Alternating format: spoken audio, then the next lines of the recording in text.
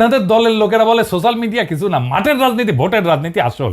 হ্যাঁ, আসেন social media নিয়ে কি করে বিএনপি দেখি। বিএনপি প্ল্যান নিছে যে তাদের ফেসবুকের পোস্টে তো কেউ যায় না, মাসি মারে ওরা নিজেরা বসে, তো স্পন্সর পড়দের পয়সা খরচ কর, টাকা খরচ কর, তা করবে না তারা। বট রিয়াক্ট, বট বট মানে বুঝেছেন তো, যন্ত্র থেকে ওই যে লাইক শেয়ার দিবে, বুঝেছেন, কমেন্ট করবে, তো বট দিয়ে রিয়াক্ট দেন। দেখেন সব ভিয়েতনামের আইডি, দেখেছেন?